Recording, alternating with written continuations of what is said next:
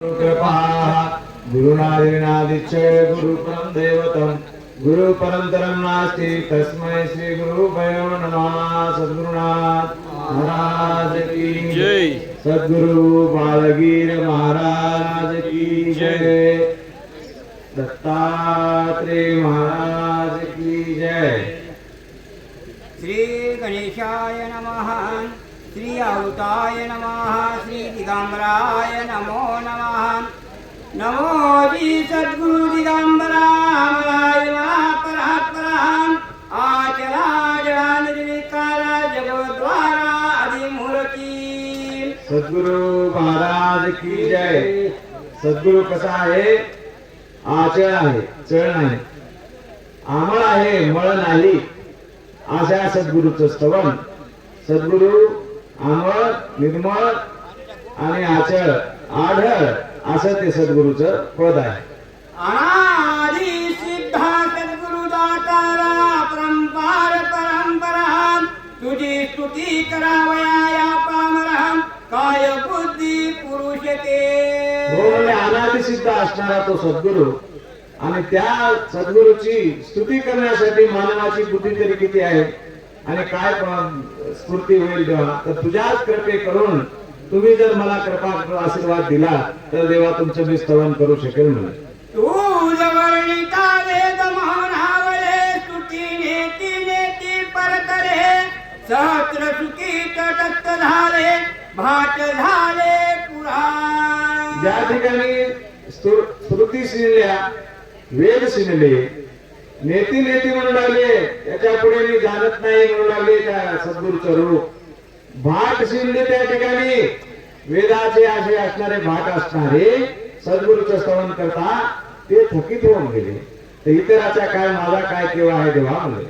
सन्मकाधिकांची कुंडली मती योगियाची पडली भ्रांती तपीत पता भागले चित्ती न करे नित्यंती अंत कोणा. एवढे असणारे सनदन सनातन सनत कुमार ब्रह्मदेवाचे मानसपुत्र होते आणि एवढे महाविख्यात ज्ञानी असणारे त्यांची सुद्धा मती त्या ठिकाणी चालली नाही. प्रभू म्हणले मी काय तुझं वर्णन करू शकेल देवा म्हणले. ऐसा सद्गुरु तू निष्कलंक निवारा मी तव अज्ञान मतिमंद मूढा बुद्धिहीन जैसा दगड येत तोंडे काय वर्णू. हो, असा मी मतिमंद आहे, बुद्धिमंद दगड आहे तरी आहे म्हणले देवा आणि एका तोंडाने तुझं वर्णन काय करू शकेल असं तो ग्रंथ करता देवाला विनवणी करू लागले. आकाशोनी सद्गुरु राया नमोजी नम तुझी पाया नको विचारू गुण दोष माझ्या ठाव पाया पाय देई. देवा म्हणजे आता माझे गुणदोष विचारू नका, माझं पाप पुण्य काय आहे ते विचारू नका. मी जसा आहे तसा मी तुम्हाला शरण आलेलो आहे, माझा स्वीकार करा आणि माझ्या बुद्धीला चालना द्या असं म्हणून तो आपला सद्गुरूचा जो दास असणारा सद्गुरूच्या पायी शरण आलेला आहे. येवी चंदनमय हागरांना न विचारिता खैर बोर आपुले समान करी समग्र केली करावे गुरुराया. जसे की चंदनाच्या संग बावरी ही चंदन होतात असं शास्त्र सांगते. याचा अर्थ काय आहे की ज्याच्या येळूच फक्त होत नाही चंदनासारखा का होत नाही बाबा, तर त्याच्या पोटी गाठी असतात. तसा विकारिक माणूस आहे तो कधी न त्याची गाठ जात नाही. अहंकाराची गाठ फार मोठी असते आणि त्या अहंकाराची गाठ जात नाही म्हणून ते चंदन होत नाही. साधू संग साधू होत नाही. एखादा किती दोषी वागलेला माणूस असेल, त्याच्याकडून काही पाप घडला असेल आणि काही त्याच्या अंगी दोष असतील, अवगुण असतील, ते सर्व जातात सद्गुरूच्या संतांच्या संगतीमध्ये राहिल्यानं ते सर्व अवगुण त्याचे दोष नाहीसे होतात आणि तो माणूस एक दिवशी तरी सद्गुण होते आणि सुबुद्धी त्याला प्राप्त होते. परंतु येळूच असा एक आहे की त्याचा तो गाठ जात नाही. असे या ठिकाणी दृष्टांत देतात सद्गुरू की बाबा वेळू सारखं न राहता बाकी खैर बोयर बोर असे जे बाकी झाड आहात, वृक्ष आहात, म्हणजे ते कसे आहात दोषी माणसासारखे आहेत म्हणले ते होतात. पण अहंकाराची गाठ असणारा माणूस येळू सारखा आहे, तो दुरुस्त होत नाही. सकाळ जे काया कायाची द्वैत नाही तुझ्या चित्ती चराचर जीवाशी विश्रांती तूच करीशी गुरुराया. आता कोण सकाळी या जीवाच्या मागे लागलेला येणं जाणं जन्मणं मरणं हे चुकवायला तूच आहेस देवा म्हणले. म्हणून मी जसा बी असेल, दोषी असेल, पापी असेल आणि माझ्या मागे लागलेली येतायती आहे, जन्म आहे, मरण आहे, या सर्वाचा निवारण करता आणि माझ्यावर कृपा करून माझा स्वीकार करणारा तूच एक माझा माय बाप सद्गुरू आहेस, असं ते विनोदी करू लागले. प्रारंभ केला श्री गुरु वर्णना सकळ जवानी देऊन अवधाना चित्तीचा आता विनंती आहे म्हणजे श्रोते सज्जनाला, जे तुम्ही ऐकणारे आहात त्याला श्रोते म्हणतात. या सर्वांना काय करावं तर ध्यान देऊन चित्त देऊन ऐकावं. काय होई काय आहे, होळीचा सांगणारा काय होळीचा अर्थ सांगायलाय की होळी सोडून दुसरं सांगायलाय, वाचणारा काय होळी चुकून सांगायलाय, हे ऐकणाऱ्याला कळते बरं, हे सर्व कळते त्याला. म्हणून तुम्ही श्रोते सज्जन मायबाप सावधानतेने ऐका. म्हणजे आता एक कथा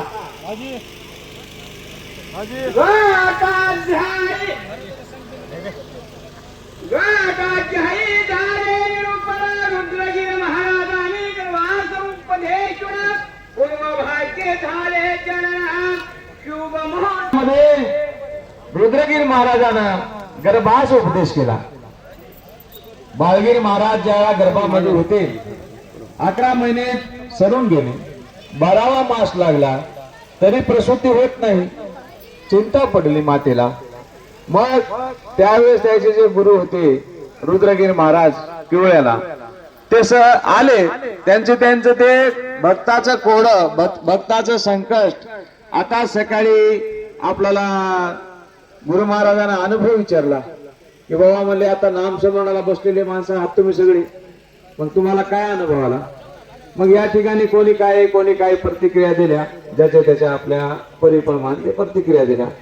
आपण परमेश्वराचं स्मरण करीत असते वेळेस आपल्याला काय अनुभव येतात, आपण स्मरणाला बसल्याच्या नंतर काय वाटते आपल्याला, आपली बुद्धीमध्ये काय प्रकाश पडला आहे, आपल्या चित्तामध्ये काय प्रकाश पडला आहे. आपले 6 विकारात काम, क्रोध, मद, मच्छर, दम, अहंकार याच्यानं सगळं काय केलंय आपल्याला देवापासून दूर नेलेलं आहे. आपण येईल तर देवाच्या जवळच आहोत.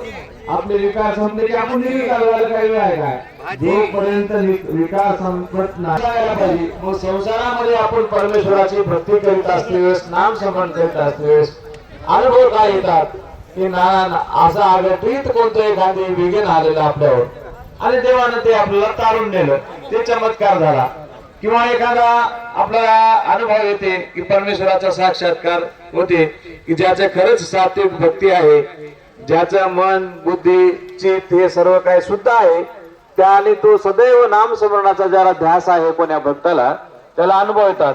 पण हे अनुभव आल्यानं ईश्वर प्राप्त झाल्यानं कोणी सांगते काय, जसं एखाद्याला धन प्राप्त झालं, सहज धन घटलं तर म्हणते का मला धन घटलं, मला धन घटलं, मला धन घटलं, सांगते का हो कोणी? नाही सांगत.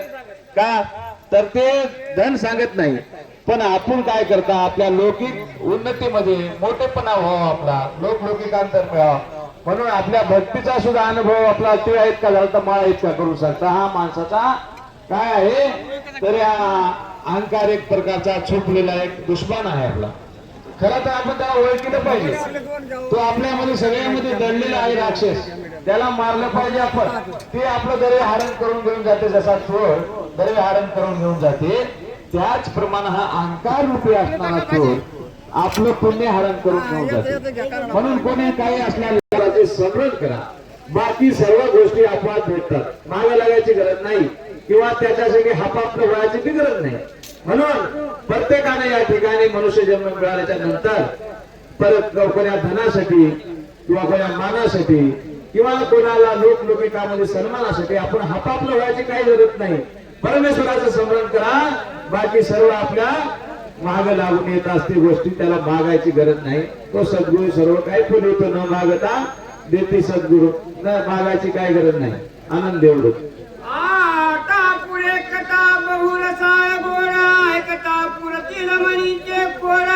म्हणून इंद्रिया लागले चाडा तत्पर होती ग्रहण करावया. आता फार रसाकथा आहे म्हणजे अशी गोड अशी महाराजाची अमृतासारखी गोड आहे. याच्या पुढे अमृत तरी काय करणार आहे. अमृत हे स्वर्गाला आहे, स्वर्गाचं सुख आहे. इंद्रागरचा एक त्या दैवताचे एक ते आहार आहे. आपला जसा अन्न आहार आहे तसा अमृत आहार त्यांचा आहे. त्यांच्याला काय होते तर ते अमर होऊन काही दिवस राहतात. पण सद्गुरूची कथा अशी आहे की आपल्या मागे लागलेले 84 बंधन तोडून हा जीव एक मुक्त करतो. एवढं अमृताच्या पलीकडे असणाऱ्या हा सद्गुरूची कथा आणि संत संघ आहे. आणि तुम्ही आज हे सर्व करत आहात, संत संघामध्ये आहात. तुम्ही सर्व घरचा त्याग करून या ठिकाणी संसाराचे काम सोडून आज तुम्ही 5, 7, 8, 10 दिवस जे आज या ठिकाणी काही त्रास घेता, नाम स्मरण करता, नाम स्मरण ऐकिता, या सगळ्या गोष्टी संत संघाच्या आहेत. आणि हे फार दुर्लभ आहे. याचं पुण्य फार महान आहे. दिवसामासी बाळवाडे देवी परोपरी सूर्य तळे किंवा चंद्रावशानंतर तळे प्रहरोपरी प्रकाश जायचा. की जसं की आता आपण नामस्मरण करता आणि हे कथा बी जशी तशीच गोड आहे. जसा जसा आपला अध्याय आणि पोथी जशी जशी वाढत जाईल, जसं एखादा सूर्य उगवल्याच्या नंतर पळपळ सूर्यावरी चढते, अधिक प्रकाश होते. चंद्र पौर्णिमेचा जसा होते, अमावस्येच्या नंतर थोडा वाटते, नंतर प्रतिपदा, द्वितीया, तृतीया, चतुर्थी, पंचमी, षष्ठी, सप्तमी, अष्टमी, नवमी, दशमी असं करत करत करत चतुर्दशी आणि पौर्णिमेपर्यंत पूर्ण प्रकाश होतो त्याचा. असाच भक्ती मार्गे आपण नाम स्मरणे असंच वाढवलं पाहिजे आणि त्या प्रभूच्या प्रकाशामुळे झालं पाहिजे. तशाच प्रकारची ही कथा जी आपल्याला जसं जसं ऐकली तसं तसं आपल्या ज्ञानाचा प्रकाश वाढवणारी आहे आणि आपला अज्ञान नाहीसं करणारी आहे. दिसे लावण्य स्वरूप बहु सुकुमार माता जावळे शोभती अति सुंदर रचनाची कविवया कमानकार धन्य केरु माता प्रसवली. धन्य धन्य ते केरु माता म्हणजे बाळगी महाराजाच्या जे शहादताचा अवतार बाळगी महाराज राहेराला जन्म झाला त्यांची मातेचं नाव होतं केरुबाई आणि पित्याचं नाव होतं संभाजी पाटील. धन्य माता म्हणले की असा अवतार पुरुष परमेश्वर अंश असणारा प्रौढ संगी मुले या जगाला उपकार करायला एखादा हिरा एखाद्या पुण्यवान माता पित्याच्या पोटी जन्माला येतो म्हणून तिला धन्य असं म्हणले जाते. धन्य धन्य ते म्हणले केरू माता. लंबकार डोळ्याची सुरेखा पशु पद्म पुष्पाची देवी फाका गौरवर्ण वक्षस्थळ बहु अनेक हस्तका तेजस्वी नके विराजली. हो, ते मूर्तीचं वर्णन करू लागले, स्वरूपाचं वर्णन करू लागले. धन्य धन्य तिचं जे मस्तक काय, ललाट काय, जिचे हात काय, डक काय, सर्व अंगाने गुण संपन्न तेजस्वी असा असणार दिव्य रूप ते होतं म्हणले. मांड्या गुणग्या चरण पदांगुचांगुल्या संपूर्ण पाहता स्वरूप बाळाचे परिपूर्ण चंपू लागले सतेजती. आता अजान भाऊ सरळ पाये महादीर्घ मूर्ती असे आमचे बाबा सांगत गेले. महाराजाचं स्वरूप कसं होतं तर मारुती पंडित सांगत गेले की म्हणले अजान भाऊ म्हणजे लांब हात होते, सरळ असे बसले तर ते उघडायचं असं गुडघ्याच्या खाली त्यांचे बोट यायचे, सरळ बोट होते, सरळ फेंड्या, सरळ मांड्या, पोटऱ्या आणि त्यांच्या भुवया, त्यांच्या टाचा. हे जसं दत्तात्र्याचं जसं स्वरूप वर्णन केलेलं आहे शास्त्रामध्ये दत्तप्रभूचं त्याप्रमाणे गुरु बाळगी महाराजाचं स्वरूप होतं म्हणजे. म्हणून म्हणत गेले त्यांना की अजान भाऊ सरळ पाये महादीर्घ मूर्ती अशी दत्तात्रेयासारख्या मूर्तीसारखं बाळगी महाराजांच्या रूपाचं वर्णन होतं. या ठिकाणी जे होतं तेच या शास्त्रामध्ये लिहिलेलं गेलेलं आहे. असं ते मूर्ती सुंदर असं ते गुरु गोप्ट आणि ते साधूरवाना रूप गुरु बाळगी महाराजांचं त्या केरू मातेच्या उदरी प्रगट झालं म्हणजे. घेऊन नारी केरुमाला अनुदिनी माता घालून जाऊलाची वेणी खेळली अंगणी तया लागी. आता कसंही लेकरू झालं तरी प्रत्येक मायला लाडकच राहते ते लेकरू. आणि आता हे तर प्रत्यक्ष ईश्वरी रूप होतं, ईश्वराचं रूप असणार. मग माईला किती आनंद होईल आणि ते किती दिवसाच्या नंतर लेकरू झालेलं होतं किंवा आपण दिवस निघून गेले होते, दिवसाच्या नंतर झालेले लेकरू. आणि मग ते जावलं त्या लेकराचं स्वरूप पाहून माता त्याला अति कौतुकानं खेळू लागली तान्या बाळाला, जसं आपली माय जोजवते त्याप्रमाणे ते करून माताजी बाळगी महाराजाला जोजू लागली. जगरही बांधिला पालक गाजा उषा टाकुणी अनेक तयामध्ये पहुडविला सुकुमार बालक जो जो मनोनी हलविती. हा, मग त्या मातेनं काय केलं म्हणले, गाद्या उषा त्याच्याप्रमाण जसं त्याचं रूप आहे त्या लेकराप्रमाण तेवढीच गादी तेवढीच उशी पाळण्यामध्ये घातला, पाळणा सजवला आणि पाळण्यामध्ये टाकून ते माता त्या बाळगीर महाराजाला जोजू लागली, झोका देऊ लागली म्हणले. तन पान करणे क्षणाक्षणी बाळा भूक लागली से जाणून येता जाता द्रक लागेल मनाने माझ घरी जातसे. अति प्रेम राहते लेकराचा, माये लेकराचा प्रेम आहे ते फार अति प्रेम आहे. मग येता जाता त्याला भूक लागली असं म्हणून घरी घरी त्याला स्तनपान करायचं किंवा कोणाची भ्रष्ट बाधा होईल, दृष्ट लागल म्हणून काजळाचा ठिपका त्याच्या गालावर लावायचा. हे मायेची सर्व काय असते, काळजी असते त्या लेकराबद्दलची आणि प्रेम असतं ते असं ते करू लागले म्हणले. बालक झाले 5 वर्षाचे खेळे अंगणी उड्या मारिनाचे बधो बिधी ते जाऊन मिळवी भार मुलांचे मने जाऊ दत्त दर्शना. असं करता करता करता करता ते लेकरू काय झालं, हे सगळे ध्यान देऊन ऐका, लक्षपूर्वक ऐका. महाराजाची बाळपणीची लीला आहे. मग 5 वर्षाचे झाले महाराज, 5 वर्षाचे झाले आणि चिमुकले सोंगडी सोबत घेऊन ते बिदीला खेळू लागले लेकर घेऊन. आणि त्याचा खेळ कोणता होता बरं, त्यांचा खेळ बी असाच होता की त्याच्या अवताराला सोबत असा. गावामध्ये आचे एक स्थान श्री दत्तात्रय प्रभूचे अधिष्ठान तेथे जातो सर्व मुले घेऊन करती नमन साष्टांग. गावामध्ये एक दत्तात्रय महाराजाचं मंदिर होतं. दत्तप्रभूची मूर्ती त्या मंदिरामध्ये होती. बाळगीर महाराजाची जन्मलीला आहे, जन्मकथा आहे, लक्षपूर्वक ध्यान देऊन ऐका.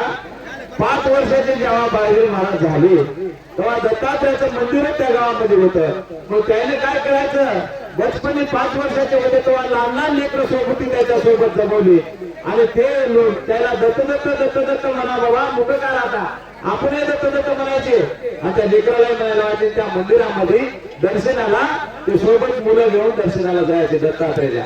बाळवदे ते बाळवदे त्याची म्हणे मुलांना कारे तुम्ही दत्त दत्त म्हणाला नवरता करी शपथ दिला तुमचे माता तिच्याची. माझा त्या ठिकाणी बाळगीर महाराज काय म्हणत होते लहानपणी, त्या लहान लेकराला 5 वर्षाचं वय होतं बरं त्यांचं. 5 वर्षाच्या वयामध्ये काय शिकत होते, तर बाबा म्हणले तुम्हाला तुमच्या मायबापाची शपथ आहे, तुम्ही काय करा दत्त दत्त म्हणा. म्हणून महाराजांना शपथ घातलेली आहे. मग आपल्याला म्हणायला काय हरकत आहे, देवा देता देता देवा देता देता.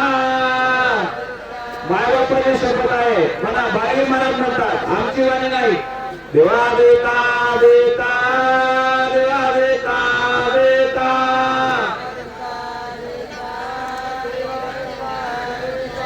देवा देता देता देवा देता देता.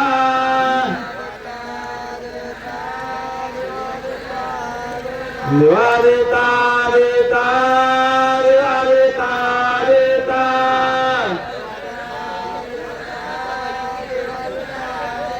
सद्गुरू महाराज की जय.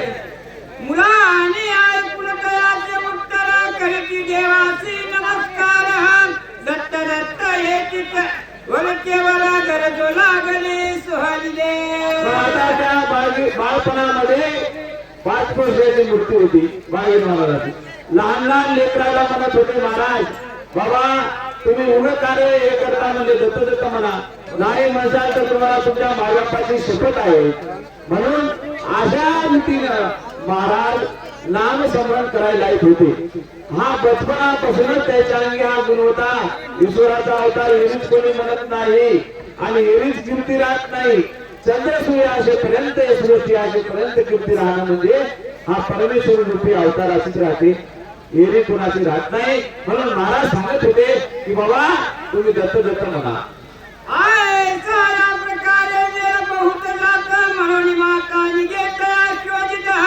कुठे गेले बालक तेथे नाही दिसत म्हणे पाहिले हा कुणी सांगावं. आता ते जात होत, महाराज जात होते आणि मग लीला करत होते. आज महाराजाची लीला आपल्याला वाटते की महाराज कसे असतील, त्या महाराजाच्या सोबत राहणाऱ्या माणसाचे धन्य बाबा पुण्य, त्याला त्याचा संघ घडला आणि पुन्हा त्याच्या सोबत राहायला मिळालं, त्याचं दर्शन झालं, असं आज आपल्याला वाटलं नाही. आजही आपल्या संघ बाळगुरूच्या रूपानं नारायण गुरु महाराज आहेत. दत्त प्रत्यक्ष अवतार बालवयापासून आज या गोष्टीचं ज्ञान आहे की हा आपला तळमळ आहे की हे आपले भक्त मंडळी नामस्मरणाला कशी लागल. म्हणून बाळगिरी महाराज जसे या पौर्णिमेला वारी करत होते माऊला, तेच वारी आज नांदेडच्या मठातून बाळगिरी महाराजाला आपल्या सोबत घेऊन माऊला येतात. हे काही येरी नव्हतं की तुम्हाला आम्हाला जमवावं आणि भंडारा करावं आणि काय नामस्मरण करावं लोकांमध्ये नाव, अशी अपेक्षा नाही त्याची. त्या बाळ वयामध्ये त्याची अपेक्षा आहे की तुम्हाला आम्हाला नामस्मरण घडवावं आणि हा भक्ती मार्गाला अज्ञान जीवाचा उतार हेतू आहे. आणि या बाळगुरू महाराजाच्या नातू रूपानं आपल्याला मिळालेले स्वरूप आहे दत्तात्रेयाचं प्रत्यक्ष नारायण गुरु. म्हणून आज हे कार्य चालू आहे. हा सोहळा तुम्ही बघत आहात. असाच सोहळा बाळगिरी महाराज बी करत होते. त्याच्यात काहीच अंतर नाही. फक्त अंतर असेल तर आपल्या काही भक्तीमध्ये भावामध्ये अंतर असेल, परंतु महाराजाच्या नीतीमध्ये महाराजाच्या कर्तव्यामध्ये अंतर नाही.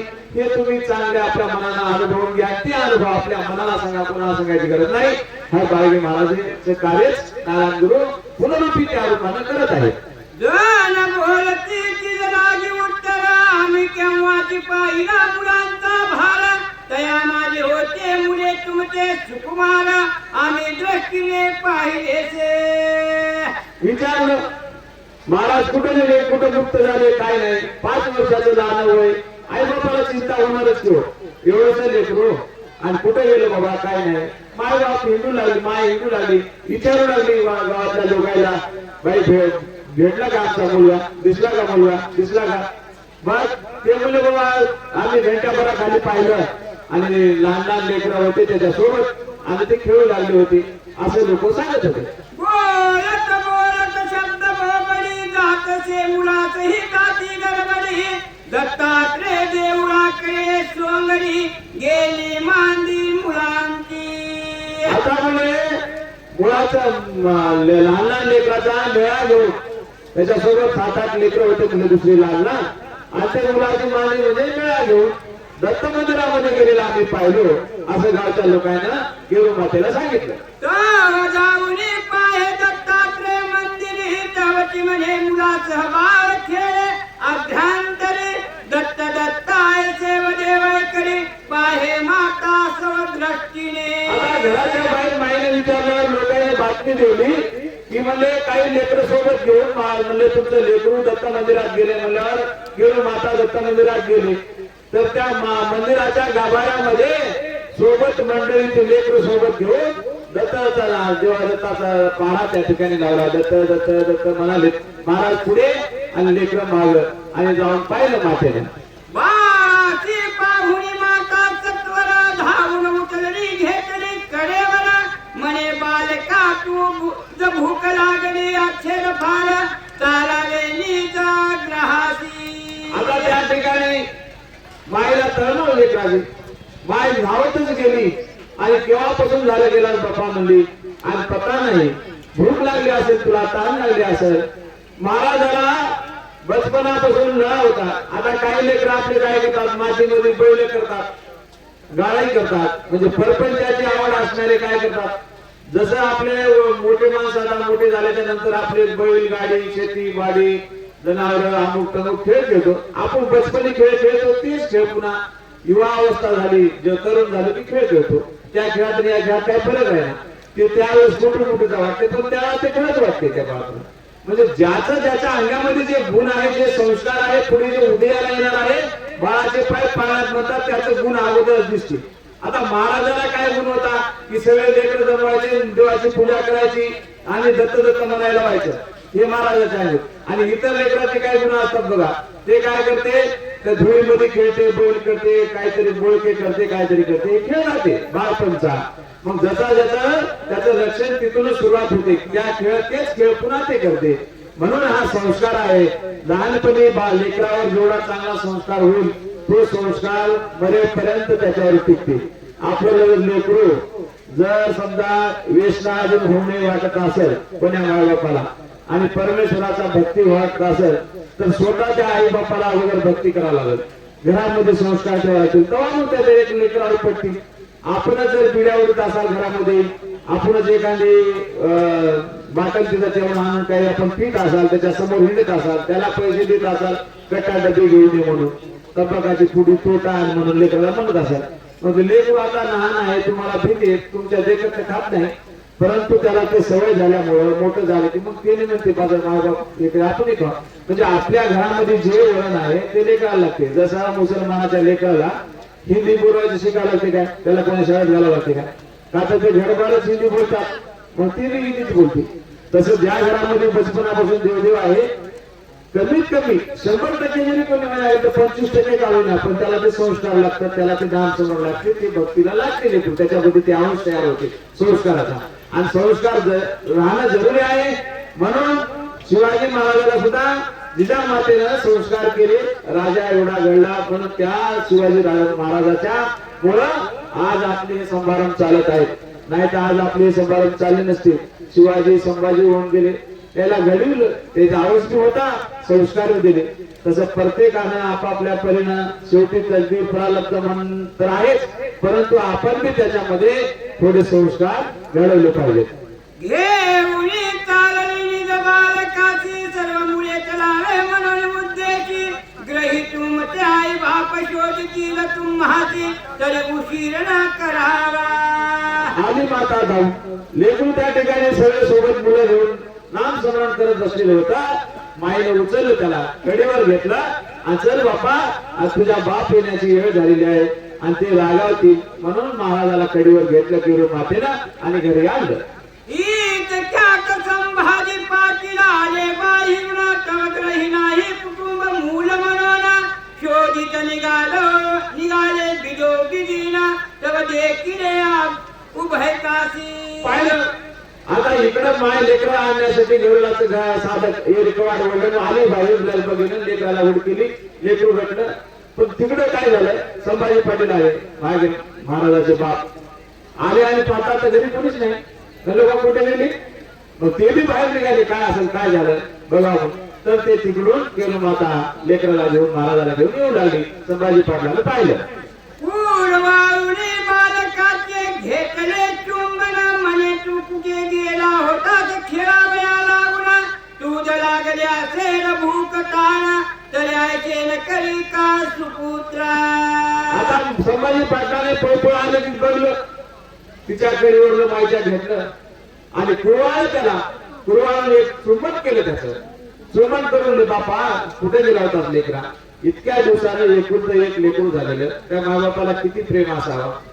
पण ते लेकरू या जगाच्या हितासाठी ज्या अज्ञान जीवाचा ज्ञान नाहीसे करून त्याला सद्गतीला लावण्यासाठी समर्पित केलं त्या मायबापाला.